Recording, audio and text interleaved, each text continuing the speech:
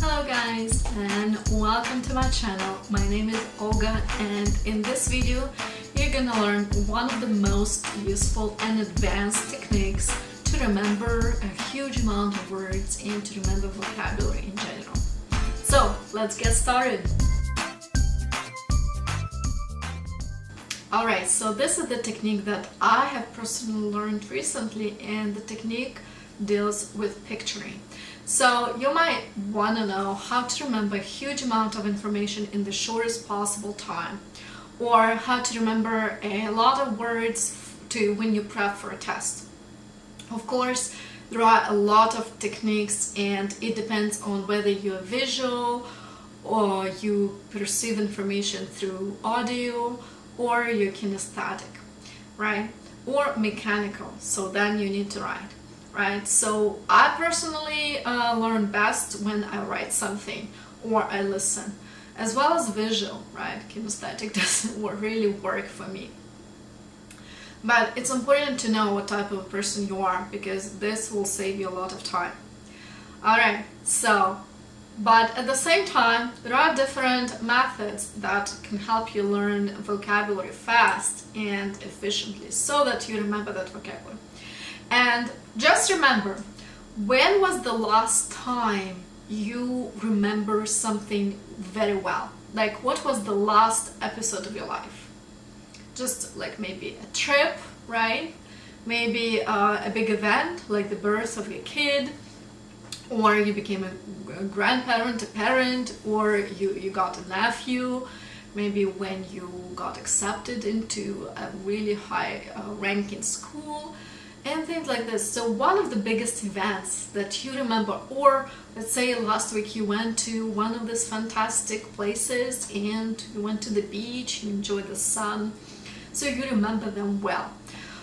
If I ask you right now, why do you remember that place or that event, you most likely will tell me that you went there with a family, or something had to do with your family or friends, right? So there is a person, some personal relationship involved, or if it's a place, then you got some positive emotions, whether it's exposure to sun, to water, or you got like a personal exposure. So this is the interaction with a family member or friend, right? So one or the other. And if you think about that event, whatever it was, or maybe you got a good grade and that was important for you, something like that. It always involves a person and some emotion, right? So if it involves a person, then it's interpersonal relationship. If it involves an emotion, then it's something emotional. And this is why one of the reasons why you remember that, okay?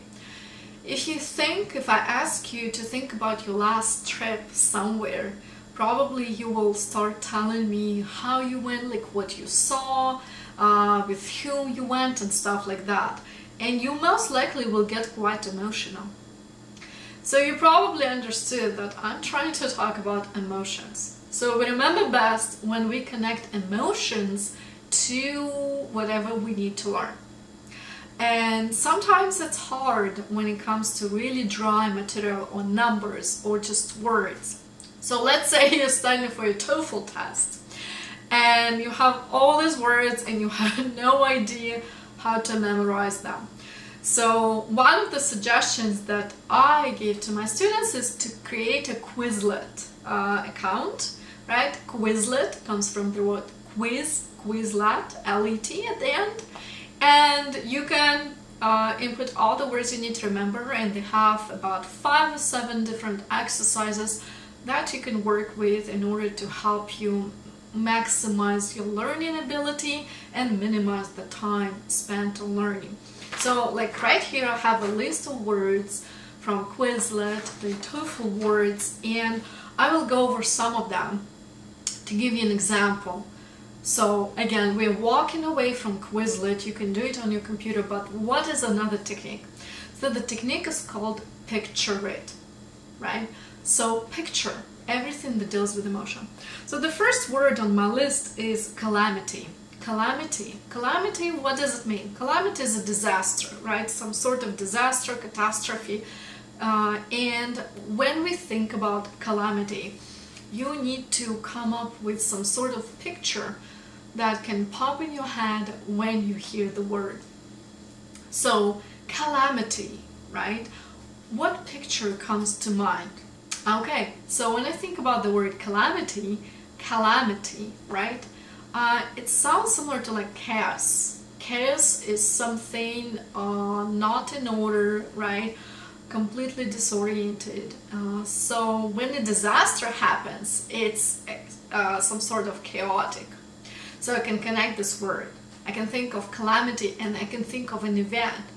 So for example, for me, an event when I think of a calamity is actually the tsunami in Indonesia.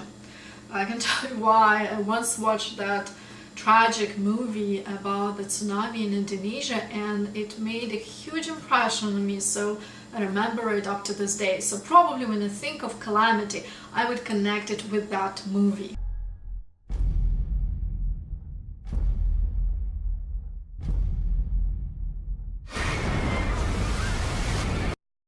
Okay, the next word I want to talk to you about, let's have a look. I'm just trying to choose just random words and show you how it works.